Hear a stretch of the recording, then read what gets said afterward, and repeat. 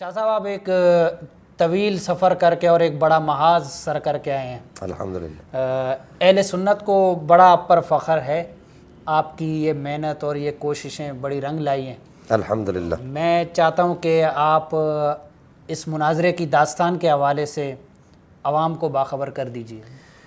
بسم اللہ الرحمن الرحیم۔ سب سے پہلی بات یہ کہ شیخ صاحب میں تمام اہل سنت کا شکر گزار ہوں اور سب کو مبارکباد پیش کرتا ہوں کہ الحمدللہ ثم الحمدللہ پاک پروردگار نے اہل سنت کا سر فخر سے بلند کیا، اور اس کی وجہ یہ فقیر اور میرے ساتھ جو دیگر جو علماء تھے جی، جن میں قابل قدر نام قبلہ محقق اہل سنت عمدۃ المحققین مفتی اہل سنت مفتی محمد داؤد رضوی صاحب متان اللہ تعالیٰ بطول حیاتی کا ہے، جی، انتہائی قابل قدر مفتی صاحب ہیں ہمارے، اور پھر اس کے بعد مجاہد اہل سنت مفتی اہل سنت مفتی محمد فدا حسین رضوی صاحب کا نام قابل قدر ہے، جی، جی، اور ایک اور ہمارے ساتھ علامہ صاحب موجود تھے، آپ نے دیکھا اس مرتبہ ایک نیا چہرہ آپ کو نظر آیا ہوگا، جی، مولانا مفتی عثمان جمشید رضوی صاحب۔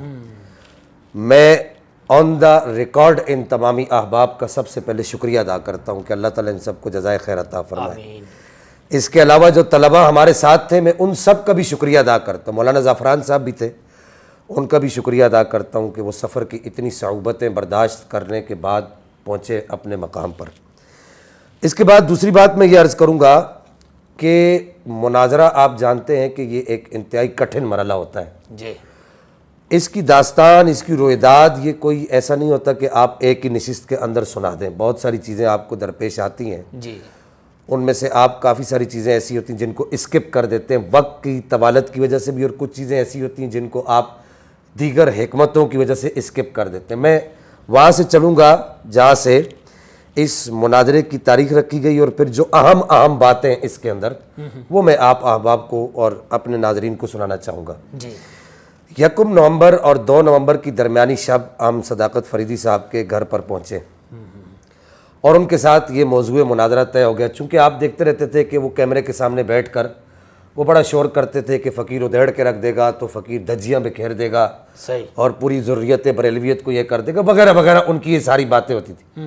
ان کے نزدیک نہ سنیت کوئی چیز ہے نہ بریلویت کوئی چیز ہے، وہ بس اس کو بالکل یوں سمجھیے کہ ایک ٹیشو پیپر سمجھتے تھے۔ تو ہم نے اس خدشے کے پیش نظر کہ آنے والی نسلوں میں کوئی ایسا آدمی نہ ہو کہ جو یہ کہے کہ یہ کیا ہوتا رہا اور ہمارے اہل سنت احباب علماء خاموش رہے۔ صحیح، 1 اور 2 نومبر کی درمیانی شب موضوع مناظرہ طے ہو گیا۔ جی، وہاں پر ان کے ساتھ جو توضیح اور تنقیح کے معاملات ہوئے وہ ان کے لیے بڑے کٹھن تھے۔ اچھا، وہ ویڈیو بھی ہمارے پاس محفوظ ہے، وہ انشاءاللہ ان قریب آ جائے گی منظر عام پر، وہ بھی لوگ دیکھیں گے۔ صحیح، صحیح، اب 3 دن کے بعد صداقت فریدی صاحب کا ایک میسج آتا ہے۔ اب 3 دن کیا چھوٹا سا عرصہ ہوتا ہے، اتنا بڑا ٹائم تو نہیں ہوتا، صحیح، کہ جی حساس ادارے اس میں ملوث ہو چکے ہیں، یہ خبر پھیل چکی ہے، لہٰذا آپ یہ تاریخ آگے کر دیں۔ اچھا، اب ہمیں حیرانگی ہوئی کہ 3 دن کے ٹائم میں ہم نے کسی کو نہیں بتایا اور نہ کوئی کسی نے ہم سے رابطہ کیا، حساس ادارے کیسے ملوث ہو گئے؟ بہرحال ہم نے کہا کہ جی یہ تاریخ اب آگے نہیں ہوگی، اب جو تاریخ رکھ دی گئی ہے، جو حساس اداروں کے لوگ آپ سے رابطہ کر رہے ہیں ان کو کہیں کہ وہ ہم سے رابطہ کریں۔ جی، تو اگر یہ پاکستان کی سالمیت کے درمیان یہ چیز رکاوٹ آتی ہے تو ہم اس پر نظر ثانی کر سکتے ہیں۔ جی، اب ہوا یہ کہ ہم نے 15 نومبر کو صداقت فریدی صاحب کو ایک یاد دہانی چھوڑی۔ جی، یہ یاد دہانی کا جو اسکرین شاٹ ہے یہ چل رہا ہے، یہ 15 نومبر کے اوپر ڈیٹ لکھی ہوئی ہے، آپ اس کو دیکھ سکتے ہیں، یہ ہماری اسکرین پہ چل رہا ہے۔ اس کے بعد صداقت فریدی صاحب کا 17 نومبر کو میسج آتا ہے، 2 دن کے بعد انہوں نے کوئی طویل مشاورت کی اپنے احباب سے۔ وہ 17 نومبر کو ایک میسج آتا ہے، وہ میسج میں چاہوں گا کہ اگر یہاں اس مائک میں سے اگر آپ لوگ سن سکتے ہیں تو میں آپ کو سنانا چاہوں گا، ذرا آپ اس کو سنیے گا۔ جی، السلام علیکم ورحمۃ اللہ وبرکاتہ۔ شاہ صاحب، پہلے آپ میری وہ جو میرے گھر میں بیٹھ کر آپ نے کاپی لکھی تھی پہلے وہ بھیجیں، پھر انشاءاللہ میں تو تیار ہوں ہر لحاظ سے، ایسا کوئی مسئلہ نہیں ہے۔ اب وہ کاپی کی رائٹنگ جو ہے وہ شروع سے کس معاملے میں مناظرہ طے ہوا تھا، ثقلین یعنی اہل بیت علیہ السلام اور شیخین کے مابین مفاضلہ، تو وہ ذرا کاپی بھیجیں مجھے، پھر میں جواب تحریری لے۔ اچھا، اب یہ 17 نومبر کو یہ میسج آتا ہے، یہ کہتے ہیں کہ جی 15 نومبر کو میں نے ان کو میسج کیا ہے، یہ سراسر جھوٹ ہے، یہ اسکرین شاٹ چل رہا ہے، آپ دیکھ سکتے ہیں، یہ 17 نومبر کا میسج ہے۔ جی ہم نے ان کو وہ جو موضوع مناظرہ طے ہوا تھا وہ ہم نے ان کو بھیج دیا، 19 نومبر کو ہم نے ان کو پھر یاد دہانی کروائی۔ جی پھر اس کے بعد ان کا ایک طویل جو ہے وہ میسج آتا ہے، اس کا لب لباب یہ ہے کہ وہ کہتے ہیں کہ ہمارے درمیان جو مناظرہ طے پایا تھا، یہ 20 نومبر کا میسج آپ کے سامنے چل رہا ہے، یہ اسکرین شاٹ چل رہا ہے، اس کو دیکھ لیں، میں اس کو پڑھ کے سنانا چاہوں گا۔ انہوں نے کہا گزارش ہے کہ میرے اور آپ کے درمیان یہ طے تھا کہ مناظرے کا معاملہ صیغہ راز میں رکھا جائے گا، مگر آپ کے لوگوں نے بدعہدی کرتے ہوئے اس کو مشتہر کر دیا۔ اب اس وقت جو صورتحال ہے وہ عوام کے ساتھ ساتھ لا اینڈ انفورسمنٹ ایجنسیز متحرک ہو چکی ہیں۔ چونکہ بدعہدی آپ کی طرف سے یہ، لہذا مذکورہ مناظرہ کی سرکاری طور پر اجازت آپ کے ذمہ ہوگی۔ یہ آپ دیکھ سکتے ہیں، یہ چل بھی رہا ہے، سب لوگ دیکھ سکتے ہیں۔ آپ سرکاری اداروں سے اٹیسٹڈ اجازت نامہ لے کر اس کی فوٹو کاپی مناظرہ سے پہلے مجھے ارسال کرنا ہوگی، یہ آپ کی اخلاقی اور قانونی ذمہ داری۔ سوچنے کی بات ہے شاہ صاحب، یہ تو اب اجازت نامے کی جب بات، یہ تو بڑی حیرانگی کی بات ہے کہ کوئی عالمی کانفرنس کرنے تو آپ نہیں جا رہے تھے مینار پاکستان میں یا ناصر باغ جی ہاں ایسا ہی ہے۔ تو کوئی اور پھر آپ یہ دیکھیے، میں یہ کہہ رہا تھا کہ حیرانگی کی بات ہے کہ جائے مناظرہ جو ہے ان کا گھر ہے، جی وہاں ان کی ذمہ داری بنتی ہے، ہم تو مہمان تھے، وہ تو میزبان تھے، ان کی ذمہ داری بنتی تھی اگر ایسی بات تھی تو وہ یہ کہتے کہ وہ اس کو اٹیسٹڈ کاپی جو ہے وہ بھیج دیتے جی کہ بھائی آپ کی ذمہ داری بنتی ہے نا، ہم تو نہیں کروا رہے اپنی جگہ پر، یہ تو آپ کروا رہے ہیں۔ بہرحال المختصر یہ کہ ان کا دوبارہ ایک میسج آتا ہے صداقت فریدی صاحب کا، میں آپ کو یہ عرض کر دوں، میرے پاس ساری ڈیٹس لکھی، 20 نومبر ہی کو ان کا میسج آتا ہے۔ پھر ہم ان کو جواب دیتے ہیں کہ جی آپ اس طرح نہ کریں، آپ مناظرے سے رائے فرار اختیار نہ کریں۔ صحیح ابھی تک ہم پر صورتحال اس طریقے سے کھل کر واضح نہیں ہوئی تھی کہ یہ کیا صورتحال ہو رہی، جی لیکن 21 نومبر کو ایک میسج آتا ہے ایک ان نون نمبر سے، وہ اپنا نام بتاتے ہیں، پیر خواجہ علی کر کے نام بتاتے ہیں، آپ ان موصوف کی زیارت بھی کر لیں، یہ 21 نومبر کا ان کی یہ وائس ہے، یہ آپ پہلے اس وائس کو سن لیں۔ السلام علیکم محترم سید ذوالافقار علی شاہ صاحب آف کراچی۔ محترم، آپ نے کوئی مناظرہ ڈیسائیڈ کیا ہے، ڈاکٹر صداقت علی صاحب ہیں ادھر کوئی لاہور، ان سے اس کے بارے میں ہمیں آپ بتائیں، کچھ ہمیں انفارمیشن چاہیے۔ کیا آپ نے ڈی سی او لاہور سے باقاعدہ پرمیشن لے لی ہے؟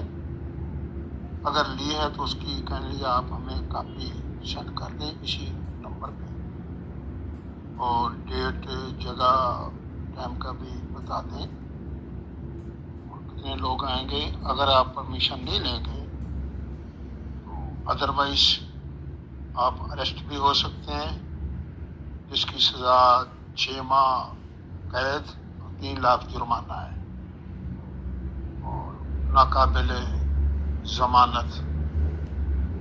یہ آپ قانونی تقاضے پورے کر کے آئیں۔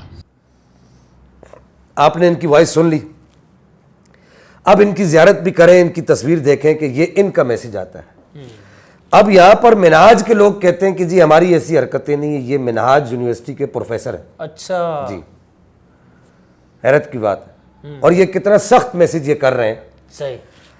اب اس دوران ہم اپنے تمام تر ذرائع استعمال کر کے، چونکہ راستے بند تھے، بڑی مشکلات سے ہم لوگ لاہور پہنچتے ہیں۔ جی ہمارے لاہور پہنچنے کی داستان بھی بڑی عجیب ہے، آپ یہ بھی تھوڑی سی ایک ویڈیو دیکھ لیجئے کہ ہم نے اپنی گاڑیاں کشتیوں پر رکھ کر دریائے چناب کو کراس کر کے ہم لوگ لاہور پہنچے۔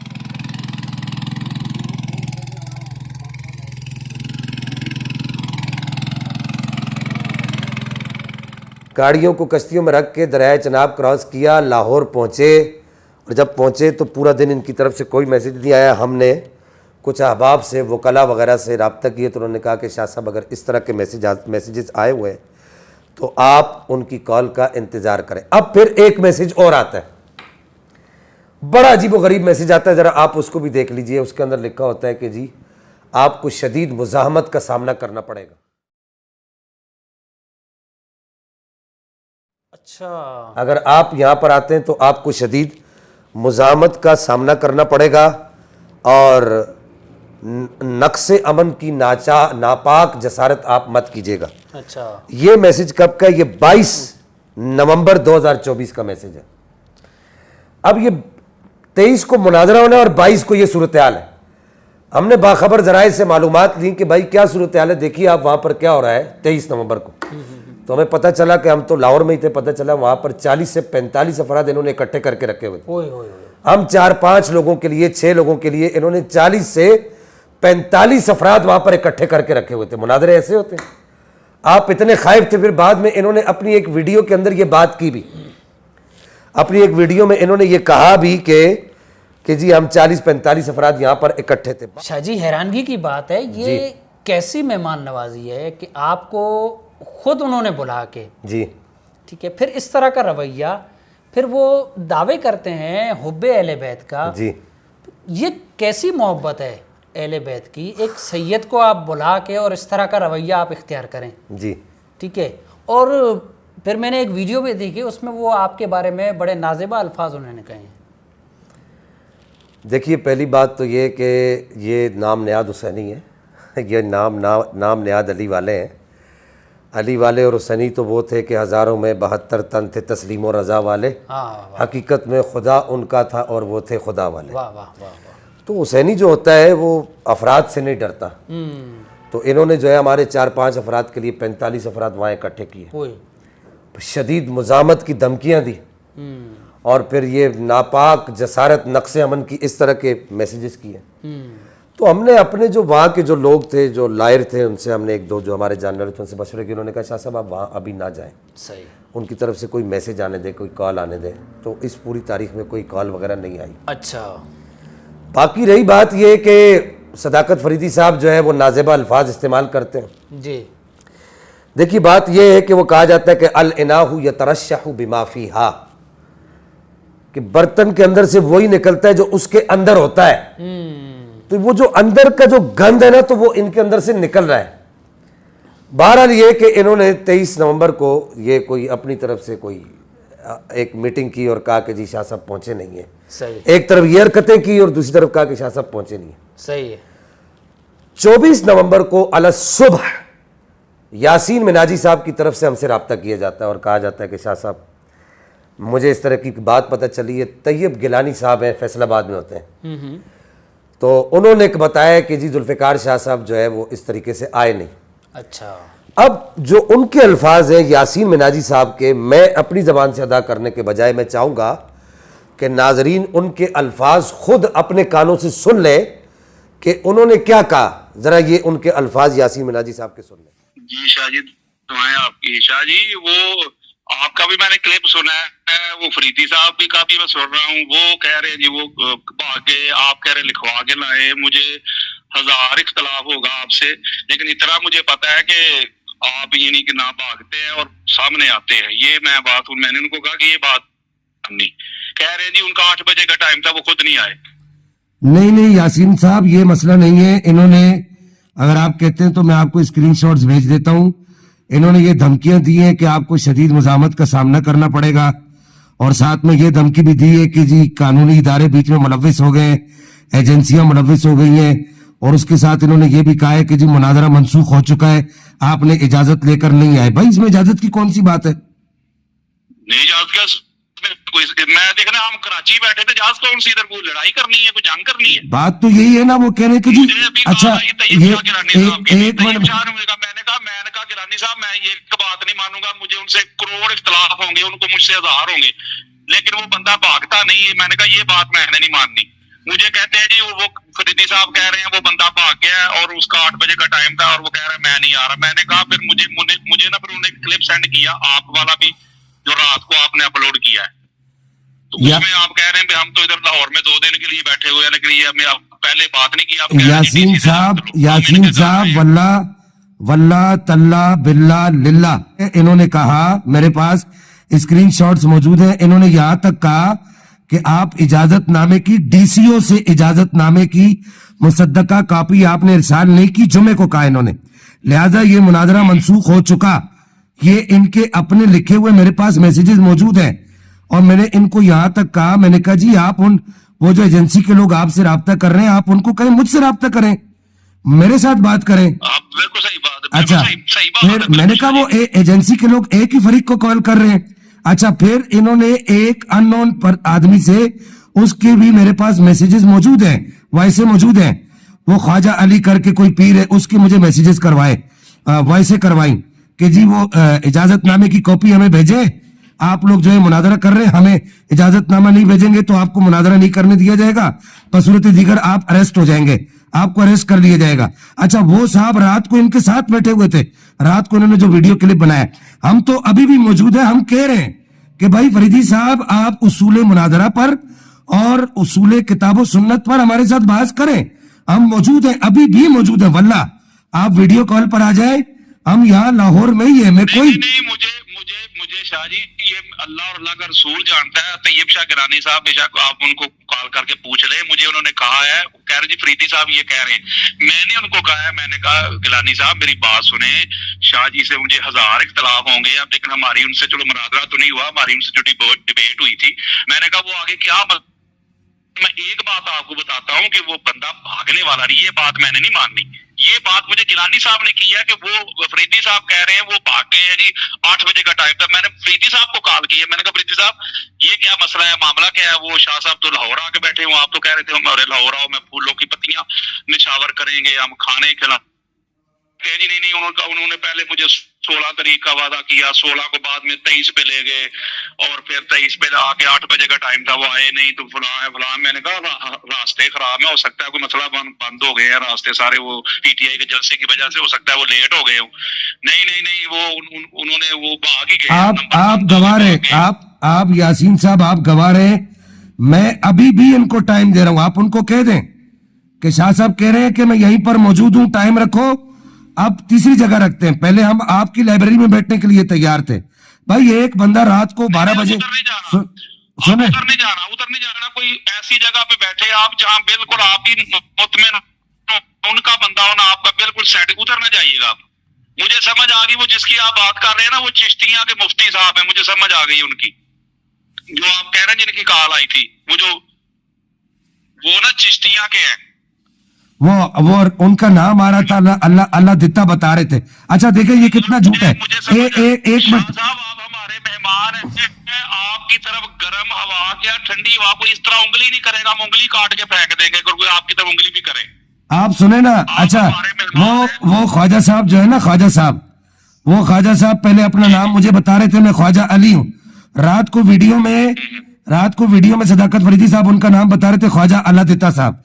अब ये कितना झूठ है यार, आपने मुनादरा करने क्यों डर रहे हो, मुनादरा कोई, मैंने आपका सर तो नहीं फाड़ना, मैं तो मुसाफिर हूँ। मैंने उनको कही, मैंने कहा यार ये क्या तरीका, अगर आप में इतनी हिम्मत नहीं, जुर्रत नहीं, तो आप इस तरह क्यों बंदे को ललकारते रहते हैं। मैंने कहा आगे अल्लाह के रसूल पे या तमाम पे छोड़े, बैठे मरे तो सही, ये क्या तरीका हो गया, पहले बंदे को ललकार के आप फूलों की पत्तियां निछावर करेंगे, ये करेंगे, फलां वेलकम करेंगे, अगर वो बंदा कराची से चल के आ गया तो अब आप उसको कह रहे डीसीओ से, मैं डीसीओ मामा लगता है, और राह सारे बंद सन, सारे रस्ते बंद सन, असं किन्नी मुश्किल नाल लाहौर पहुंचे, सानू पता है, खर्चा असा कितना किया है सानू पता है, असा क्या कि इहदा खर्चा ना हो, मेरी बात आप समझ रहे, हमने कहा इनका खर्चा ना हो, इनको कोई तकलीफ ना हो, हम खुद आ जाते हैं यार, सफर की सोहबतें बर्दाश्त करके 40-50 हजार लगा के सारी मुश्किलात देख कर हम आए, और अब आप हमें सरकारी इदारों की मुलव्विस होने की धमकियां दे रहे हैं यार, ये कोई तरीका तो नहीं होता यार।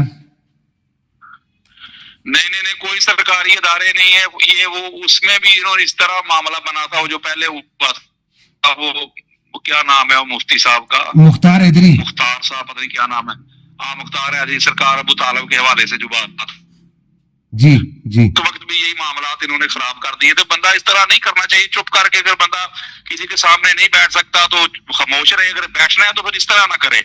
अब मैंने तैयब गिलानी साहब को ये बात की, अब हालांकि मेरी बात आपसे अब हुई है, मैं हल्फन आपको कहता हूँ कि मैंने कहा मैं 1000 बातें मानने के लिए तैयार हूँ, मैंने ये बात नहीं माननी कि शाह साहब भाग के, मैंने कहा मैं मानूंगा नहीं ये बात। वो कहते नहीं फरीदी साहब कह रहे, फिर मैंने फरीदी साहब को भी कॉल की है, मैं आपको स्क्रीनशॉट्स भेजता हूँ और आप खुद फैसला करें, ठीक है। मैं भी कहीं बैठा हूँ, कुछ अहबाब मेरे साथ बैठे हैं, तो फिर बात जी ठीक है। मैंने अब गिलानी साहब उनको करने लगे बात, अगर वो किसी थर्ड जगह पे आते हैं तो ठीक है, वरना फिर जो है ना हम खुद विटनेस मान जाएंगे इस बात के। हम बात हक ही करते हैं, हम 2 नंबर बात नहीं करते, ना इधर की ना उधर की। जो बंदा भाई हक कोई बात भी देगा, मैं कोई कहता भी हूँ, करे उसूल मुनाजरा पर कोई भी गुफ्तगू करे, आप ये याद रखिएगा यासीन साहब, कोई भी हो, भले सदाकत फरीदी साहब हो, भले तैयब गिलानी साहब हो, भले कोई भी हो, उसूल मुनाजरा और उसूल अहले सुन्नत पर कोई भी गुफ्तगू करे, हम तैयार हैं। मैं अभी भी यहाँ लाहौर में ही हूँ, मैं नहीं गया, हालांकि मेरा आज कराची में बहुत अहम खिताब था, मैंने टिकट कराया हुआ था, मैं आपको अपना टिकट भेजता हूँ, मैंने टिकट भी देखी है, मैंने अपना टिकट कैंसिल करवाया, मैंने कहा नहीं, इस बात को हम ठिकाने लगा कर जाएंगे। मैं आपको टिकट भी भेज रहा हूँ, आपको भी इसके ऊपर आप एक वीडियो डालें इसके ऊपर कि हम इधर ये लाहौर है इस वक्त। मैं अभी डाल रहा हूँ, अभी डाल रहा हूँ। तो आपने यासीन मिनाजी साहब के अल्फाज सुने। बहरहाल अल मुख्तसर ये कि अब 26 नवंबर की तारीख आ गई, हमने यासीन मिनाजी साहब के साथ जो बातें की, उनके जो अल्फाज थे वो आपने सुन लिए। 26 नवंबर को सुबह सुबह यासीन मिनाजी साहब ने कहा, शाह साहब इसका ड्रॉप सीन होना चाहिए, सही, मैं जो है आप दोनों को सामने बिठाता हूँ, क्या आप बैठेंगे? मैंने कहा भाई हम लोग कराची से चले हैं और फिर रास्ते बंद थे, हम कश्तियों पर अपनी गाड़ियाँ रख कर यहाँ पहुँचे हैं, जी, तो हम बैठने के लिए तो आए, आप उनको राज़ी करें। सही है। अब ये सुबह 10 बजे से लेके रात 11 बजे तक उनको राज़ी करते रहे। अल मुख्तसर ये इसमें जो है वो अल्लाह रखा साहब, जो ख्वाजा अल्लाह रखा साहब भी मुलव्विस थे, इसके अंदर शामिल थे। अच्छा, मुलव्विस से मुराद ये कि शामिल थे। अच्छा, उन्होंने कहा जी मैं बिठाऊंगा। शाह साहब आप कहाँ बैठेंगे? हमने कहा कि जी चूंकि यासीन मिनाजी साहब ने कहा कि आप किसी तीसरी जगह बैठे, तो हम किसी तीसरी जगह बैठ जाते। सही है। हमने तीसरी जगह बताई, वो तीसरी जगह उनको पता है। अच्छा, तो अब फरीदी साहब ने पैंतरा बदला, उन्होंने कहा जी मैं वहां नहीं बैठूंगा। अच्छा, उन्होंने कहा मैं वहां नहीं बैठूंगा। अच्छा, अब यासीन मिनाजी साहब ने मुझसे पूछा कि शाह साहब अब क्या करें? मैंने कहा भाई आप इनको बोलो जहां बैठना चाहते हैं, ठीक है, जिस जगह बैठना चाहते हैं हम बैठने के लिए तैयार है। सही है। उन्होंने कहा जी आप उनको कहें हमारी लाइब्रेरी में आ जाए। अच्छा, हम उनकी लाइब्रेरी में, हमने कहा जी हम वहां भी जाएंगे, अच्छा, उनके घर पे भी चले जाएंगे, अमन और अमान की जिम्मेदारी दो। ये जो नक्शे अमन के ये जो तुम मैसेजेस कर रहे हो और तुम लॉ एंड ऑर्डर की बातें कर रहे हो और फिर उसके बाद शदीद मुजाहमत की बातें कर रहे हो, ये जिम्मेदारी दो। तो यासीन मिनाजी साहब ने कहा जी ये हमारी जिम्मेदारी है। अच्छा, वो अल्लाह रखा साहब ने भी इस तरह के हिंट्स दिए कि वो जी हमारी जिम्मेदारी। अच्छा, अब ये दोनों लोग मिलकर पूरा दिन सुबह 10 बजे से लेकर रात 11 बजे तक फरीदी साहब से राब्ते में रहे कि जी आप बैठे। वो कभी क्या बहाना करते, कभी क्या बहाना करते, कभी क्या बहाना करते। अच्छा, रात 10 बजे अल्लाह रखा साहब को हमने कॉल की, हमने कहा जी आप अपना आप बताएं कि क्या सूरत हाल बनी। अब अल्लाह रखा साहब की जो कॉल है जरा उसको भी आप सुन लीजिए, वो क्या थी। जी अस्सलाम वालेकुम मुज़म्मिल शाह साहब। वालेकुम सलाम जी ख्वाजा साहब। मैं राबता कीता सी उदो डॉक्टर साहब नाल जी मैट्रो तो बैठे सी ते घर जा रहे सी, किते गए होए सन। जी ਉਹਨਾਂ ਕਿਹਾ ਜੀ ਮੈਂ ਤਾਂ ਤਿਆਰੀ ਕਰਕੇ ਤੇ ਸਵੇਰ ਨਿਕਲ ਜਾਣਾ ਨਮਾਜ਼ ਪੜ੍ਹ ਕੇ ਆਪਣੇ ਗਾਉਂ ਤੋਂ ਗੋਲੀਆਂ ਦਾ ਚੈੱਕਅਪ ਤੇ ਕੋਈ ਡਾਕਟਰ ਫੌਜੀ ਆਉਂਦਾ ਹੁੰਦਾ ਹੈ जी ਮੈਂ ਵੀ ਉਹਨਾਂ ਨੂੰ ਬੜੀ ਕੋਸ਼ਿਸ਼ ਕੀਤੀ ਹੈ, ਉਹਨਾਂ ਨੇ ਆਪਣਾ ਇਹ ਅੱਗੋਂ ਸ਼ਡਿਊਲ ਦੱਸਿਆ ਹੈ ਤੇ ਮੈਂ ਤਾਂ ਮੈਸੇਜ ਭੇਜਿਆ ਸੀ, ਨਹੀਂ ਪਹੁੰਚਿਆ, ਨੈਟਵਰਕ ਦੀ ਖਰਾਬੀ ਹੈ ਨਾ, ਕੋਈ ਹਾਲਾਤ ਐਸੇ ਨੇ ਤੇ ਜਦੋਂ ਤੁਹਾਡਾ ਦਿਲ ਚਾਹੇ कराची जाना होगा जो नहीं कराची ते मैं नहीं जाना, तुसी हुण एक काम करो ना ख्वाजा साहब, और तुसा जिस तरह पहले उन्हां नाल बैठ के वीडियो बनाई सी ते तुसी वीडियो विच दसो ना कि तुसा फरीदी साहब नु आख्या ते ओ नहीं मान रहे, इस काम कोलों वड्डा कोई काम है, अहम काम कोई है? मैं अपनी ट्राई की है ना, मेरा उन्हां ते कोई जोर चलदा है ना तुहाडे ते। अब ये अल्लाह रखा साहब की कॉल आपने सुनी कि उन्होंने बहाना क्या बनाया। उन्होंने कहा जी मैंने अपनी घोड़ियों का इलाज कराने के लिए जाना है। घोड़ी होती घोड़ा घोड़ी, मैंने अपनी घोड़ियों का इलाज कराने के लिए सुबह जाना है, अलग सुबह जाना है, अच्छा, उधर अपने गांव की तरफ जाना है। तो हमने आपस में मुशावरत ये की कि हम इनके गांव चले जाते हैं, वहां चले जाते हैं। सही, लेकिन हमारे अहबाब ने हमें इस बात से मना किया कि भाई ये शख्स आपके साथ बैठेगा नहीं, ये इन्होंने गांव वगैरह नहीं जाना। सुबह ही इनकी 3 वीडियोस या 2 वीडियोस, एक इनके चैनल पर और एक और किसी और यूट्यूब चैनल पर अपलोड होती है ताज़ा तरीन। अच्छा, यानी इसका मतलब ये है कि वो ये वहीं पर मौजूद होते हैं। अब यासीन मिनाजी साहब और अल्लाह रखा मिनाजी साहब, ये दोनों हजरात जो है ये हाथ उठा देते हैं और कहते हैं कि जी वो मानने के लिए तैयार नहीं है। अच्छा, यासीन मिनाजी साहब का जो फैसला है वो तो हमारे यूट्यूब चैनल पर अपलोड हो चुका है, लेकिन यासीन मिनाजी साहब से यहाँ पर मुझे एक गिला ज़रूर है सही है, कि उन्होंने कहा था शाह साहब अगर आप नहीं बैठेंगे تو میں آپ کے خلاف ویڈیو بناؤں گا, پیغام دوں گا لوگوں کو. اچھا. اور اگر صداقت فریدی صاحب یعنی فٹیتی صاحب نہیں بیٹھیں گے تو میں ان کے خلاف ویڈیو بناؤں گا. آج تیسرا دن لگ گیا ہے, ان کی ویڈیو نہیں ہے. ہمارے خلاف انہوں نے 2 ویڈیو اوپر نیچے ٹوٹل 3-4 گھنٹے کے وقفے سے بنائی, جی, لیکن اب یہ تیسرا دن آج آ چکا ہے کہ یاسین مناجی صاحب کی کوئی ویڈیو ابھی تک نہیں آئی. صحیح. المختصر یہ کہ رات 10 بجے یہ لوگ ظہور فیضی صاحب جو امام المترفدہ اس وقت شمار کیے جاتے ہیں, ظہور فیضی صاحب کے پاس پہنچے. یاسین مناجی صاحب نے بتایا کہ جی وہ وہاں پر بیٹھے ہوئے مشاورت کر رہے ہیں. ظہور فیضی صاحب نے بھی بڑی کوشش کی کہ صداقت فریدی صاحب آپ بیٹھ جائیں شاہ صاحب کے سامنے. اب یہ تو وہ ہمارے معلوم نام ہیں جنہوں نے ان کو کہا کہ آپ بیٹھیں. صحیح. اب جو نامعلوم نام ہے وہ ہمیں نہیں پتا وہ کتنے نام ہیں, صحیح, کتنے لوگ اس میں شامل ہوئے. انہوں نے ان کی منتیں کی, انہوں نے کہا جی میں نے نہیں بیٹھنا شاہ صاحب کے سامنے. 11 بجے ہم نے یاسین صاحب کی مشاورت سے جی, ان کو بتا دیا کہ جی ہم اپنی ویڈیو اپلوڈ کر دیں گے. انہوں نے کہا ٹھیک ہے. انہوں نے چونکہ اپنا فیصلہ سنا دیا تھا. اللہ رکھا صاحب نے بھی کہہ دیا تھا کہ جی میں جو ہے اب آئندہ کے بعد صداقت فریدی صاحب کوئی تقریر کرنے لائق نہیں ہوں گے, ہمارے سامنے وہ کوئی بات نہ کریں. لیکن انہوں نے کوئی ویڈیو نہیں بنائی, نہ انہوں نے ہمیں آڈیو پر کوئی پیغام دیا. اچھا. تو بہرحال ہم نے 11 بجے مشاورت سے یہ ساری بات وہ آپ سن چکے ہیں لوگوں سے, ہمارے یوٹیوب چینل پر آپ سن چکے ہیں. یہ ساری بات ہم نے اپنے چینل پر اپلوڈ کر دی. اس طریقے سے یہ مناظرہ جو ہے اختتام پذیر ہوتا ہے. یہاں پر میں ایک چیز جو ہے وہ عرض کرنا چاہوں گا. بعض اہل علم حضرات کو یہ پریشانی رہی ہے کہ شاہ صاحب وہ باہر روڈ پہ کھڑے ہو کر آپ نے ایک ویڈیو بنائی ہے. تو اس کی وجہ یہ تھی, میں آپ سب کو یہ پیغام دینا چاہتا ہوں, اس کی وجہ یہ تھی کہ میرے احباب اور بالخصوص علماء اور مشائخ جو ہم سے محبت کرتے ہیں, اس کی وجہ یہ تھی کہ اگرچہ ہمارا یہ انداز نہیں ہے, نہ ہمارا یہ مزاج ہے, ان لوگوں نے ایک شور مچا دیا تھا کہ جی ذوالفقار شاہ صاحب بھاگ گئے, صحیح, وہ تو کراچی چلیں گے. تو اس وجہ سے ہم نے, اور انہوں نے اپنی طرف سے یہ ڈھول بجانے لگ گئے تھے, وہ تو بھاگ گئے. تو اس وجہ سے ہم نے جو ہے یہ صورتحال اختیار کی کہ ہم نے دکھایا کہ یہ مینار پاکستان ہے, یہ فلاں چوک ہے, یہ فلاں چوک ہے. یہ اس وجہ سے دکھایا کہ بھائی ہم یہیں پر ہیں, آپ ہمیں بٹھائیے, 26 نومبر کی بات ہے. صحیح. لہٰذا المختصر یہ کہ اس طریقے سے یہ اس مناظرے کا ڈراپ سین ہوا. صداقت فریدی صاحب ابھی تک سچ نہیں کر سکے. آج صبح یاسین مناجی صاحب کا ایک میسج آیا, انہوں نے کہا کہ جی صداقت فریدی صاحب کہہ رہے ہیں میں کراچی جا کے شاہ صاحب سے مناظرہ کروں گا. اچھا. صداقت فریدی صاحب آپ کراچی تشریف لے آئے, یہاں کسی کو نہیں پتہ چلے گا. امن امان کی ذمہ داری ہماری ہوگی, اور یہ جہاں پر ہماری یہ ویڈیو بنتی ہے یہ ایک بڑا ہال ہے, یہیں بٹھا کر آپ سے مناظرہ کرا لیا جائے گا, یا جہاں آپ کہیں گے وہاں کرا لیا جائے گا. کرنا مناظرہ ہے, آپ اپنے اندر ہمت ڈالیں. یہ یاسین مناجی صاحب کو بھی ہم میسج دیتے ہیں اصول مناظرہ پر, اصول اہل سنت پر, یعنی اصول کتاب و سنت پر. ہم سے کوئی بھی مناظرہ کرے ہم کرنے کے لیے تیار ہیں. اچھا شاہ صاحب, میرا آخری اور اہم سوال, جی, مسئلہ افضلیت پر ان حضرات کو کیا پیغام دے گیا؟ دیکھیے میں یہاں پر یہ, اب میں نہیں چاہوں گا کہ اس پر اب ہم زیادہ کوئی ویڈیو کھیلیں, کلپ کھیلیں. میں بس یہ آخری یہاں پر پیغام دینا چاہوں گا. یہ سورہ نور ہے میرے سامنے, آیت نمبر 22 ہے. اللہ جل وعلا الکریم ارشاد فرماتا ہے وَلَا يَأْتَلِ أُولُو الْفَضْلِ مِنْكُمْ وَالسَّعَةِ أَن يُؤْتُوا أُولِي الْقُرْبَى وَالْمَسَاكِينَ وَالْمُهَاجِرِينَ فِي سَبِيلِ اللَّهِ وَلْيَعْفُوا وَلْيَصْفَحُوا أَلَا تُحِبُّونَ أَن يَغْفِرَ اللَّهُ لَكُمْ وَاللَّهُ غَفُورٌ رَحِيمٌ.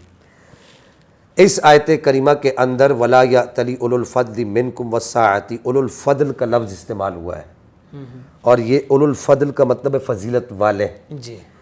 اب اس آیت کریمہ کا جو شان نزول ہے, میں یہاں پر اصول کی بات کر رہا ہوں, اصول سے ہٹ کر کوئی بات نہ کریں. اصول اس آیت کریمہ کے شان نزول کا, اصول پر جو میں شان نزول بیان کر رہا ہوں, اس کا شان نزول بخاری شریف جلد 4 صفحہ نمبر 1677 پر اس کا شان نزول موجود ہے. اور اسی طریقے سے اسی بخاری شریف کے اندر جو جلدوں میں نہیں ہے, جو ایک ہی جلد کے اندر ہے, بڑی ضخیم موٹی سی کتاب ہے, اس میں حدیث کا نمبر ہے 6679.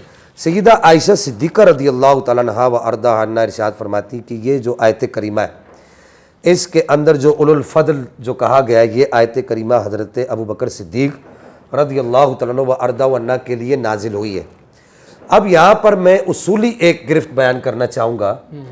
حضرت سیدہ عائشہ صدیقہ رضی اللہ تعالیٰ عنہا کا یہ جو شان نزول آپ نے بیان کیا, مسند ابی یعلا کے اندر سند صحیح کے ساتھ یہ موجود ہے, اور اسی طریقے سے مسلم شریف کے اندر بھی یہی شان نزول موجود ہے.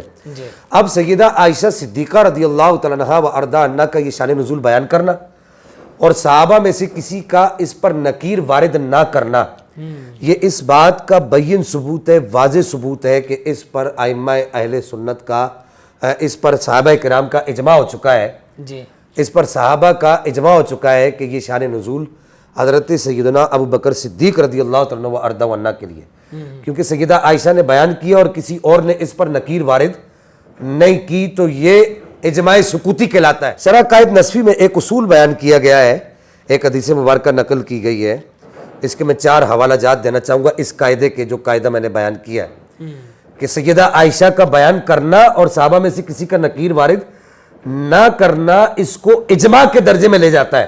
اچھا، تو علامہ سعد الدین تفتزانی نے شرح عقائد نصفی میں اور اسی طریقے سے نبراس میں، علامہ عبدالعزیز پراروی نے اور اسی طریقے سے الحجت السنیہ میں اور فواتح الرحموت میں، ان ساری کتابوں کے اندر یہ بات موجود ہے کہ جب حضرت ابوبکر صدیق نے کہا الائمۃ من قریش، تو وہاں پر اس کرائٹیریا کے اندر کسی اور نے اس حدیث کو بیان نہیں کیا، اچھا صرف حضرت ابوبکر صدیق نے بیان کیا، کسی نے اس پر نکیر وارد نہیں کی۔ صحیح، تو اب اس حدیث مبارکہ پر صحابہ کرام کا اس سے مستنبط ہونے والے مسئلے پر صحابہ کرام کا اجماع ہو گیا، اس کو اجماع سکوتی گردانا ہے علماء عقائد نے۔ جتنی بھی عقائد نصفیہ، شرح عقائد نصفیہ جو ہے اس کی جتنی بھی شروحات ہیں، اس کی جتنی بھی حاشیہ ہے، اس کے اندر یہی بات فواتح الرحموت ہے، اس کے اندر بھی اچھا فواتح الرحموت کے اندر الائمۃ من قریش یہ مثال بھی دی گئی ہے، اور اسی طریقے سے لا نورث ما ترکنا یہ مثال بھی دی گئی۔ جب حضرت ابوبکر صدیق رضی اللہ تعالیٰ عنہ وارضہ نے یہ ارشاد فرمایا تو صحابہ میں سے کسی نے اس پر نکیر وارد نہیں کی، تو اس کا مطلب یہ ہے کہ صحابہ کا اس بات پر خاموش ہونا اس کو اجماع سکوتی کے درجے پر لے جاتا ہے۔ صحیح، تو سیدہ عائشہ صدیقہ، اب نتیجہ یہ نکلا کہ سیدہ عائشہ صدیقہ رضی اللہ تعالیٰ عنہ و ارضہ عنہ کا یہ شان نزول بیان کرنا اور صحابہ میں سے کسی کا اس پر نکیر وارد نہ کرنا، وہ اس بات کی واضح اور بین دلیل ہے کہ اس پر صحابہ کرام کا اجماع ہو گیا۔ اب یہاں پر میں مولا کائنات جو قرآن کو سب سے سمجھنے والے، حدیث کو سب سے سمجھنے والے، کچھ صحیح الاسناد روایات یہاں پر مولا کائنات سے جو مروی ہے کہ وہ علی جس کی زبان پر قرآن بولتا ہے، واہ واہ، مولا کائنات مولا علی کرم اللہ تعالی کریم سے بالکل صحیح روایت ہے کہ قال علی خیر هذه الامہ بعد نبیہا کے الفاظ ہیں۔ یہاں پر بعض لوگ جو ہے وہ استثناء کرنے کی کوشش کرتے ہیں، تو اس حدیث میں بعد نبیہا کے الفاظ ہیں کہ ابو بکر و بعد ابی بکر عمر، یہ مولا کائنات کے الفاظ ہیں، اور السنہ لابن ابی عاصم کی یہ حدیث مبارکہ ہے، اور یہ حدیث مبارکہ جو ہے اور اسی کی تائید میں دیگر احادیث السنہ لابن ابی عاصم کے صفحہ نمبر 525، 526، 527، 531 پر اس کی تائید کی ساری روایات موجود ہیں۔ تو ہم تو مولا علی کی بات مان رہے ہیں، واہ واہ، ہم تو مولا علی کی بات کو ریپریزنٹ کر رہے ہیں۔ پھر اس کے بعد فضائل الصحابہ کے اندر سند صحیح کے ساتھ حضرت محمد بن حنفیہ کا قول موجود ہے، یہ فضائل الصحابہ ہے اور اس کا صفحہ نمبر 188 اور رقم 136 ہے۔ جی، اس کے اندر حضرت محمد بن حنفیہ کہتے ہیں کہ مولا کائنات سے میں نے پوچھا افضل کون ہے، تو انہوں نے بتایا ابو بکر و عمر ہے۔ اسی طریقے سے مسند احمد بن حنبل جلد اول صفحہ 540 رقم 1045، اور یہی مسند احمد بن حنبل جلد اول صفحہ 470 رقم 835 پر یہ واضح طور پر اسی طرح کی روایات موجود ہے کہ خیر هذه الامہ، اس امت میں بعد نبیہا حضرت ابوبکر صدیق رضی اللہ تعالیٰ عنہ افضل ہے۔ اور اس حدیث کے یہ جتنی بھی روایات میں نے پڑھی ہیں، رجالہ ثقات حدیث صحیح، یہ ان کے نیچے تحقیم لکھی ہوئی ہے۔ اب اصول کے مطابق اس حدیث کا کوئی مد مقابل کوئی اور حدیث کوئی نہیں لا سکتا، اچھا، کیونکہ یہاں پر خیر هذه الامہ کے الفاظ ہیں، افضل کے الفاظ ہیں۔ سنن ابی داؤد شریف کی حدیث ہے کہ اس کے اندر افضل کے الفاظ ہیں۔ صحیح، پھر سیر اعلام النبلاء جلد 3 صفحہ نمبر 10 پر موجود ہے قال علی علی منبر الکوفۃ، یہ امام ذہبی نے اس کو نقل کی اور اس کو بالکل صحیح قرار دیا ہے کہ مولا کائنات نے کوفہ کے منبر پر اس بات کو بیان کیا کہ لا اجد احدا فضلنی علی ابی بکر و عمر الا جلت حد المفتری، اور آگے آپ نے امام ذہبی کا فیصلہ کیا کہ فلعن اللہ الرافضۃ، اللہ تعالیٰ رافضیوں پر لعنت فرمائے، وہ مولا کائنات کی اس بات کو بھی تسلیم نہیں کرتے۔ تو یہ ایک میں نے مختصر سی بات آپ کے سامنے اس مسئلے کے اندر رکھ دی۔ اللہ جل مجدہ الکریم کی بارگاہ میں دعا ہے کہ پاک پروردگار ہمیں مسائل اہل سنت، عقائد اہل سنت کو سمجھنے کی توفیق عطا فرمائے۔ وما علیہ الا البلاغ۔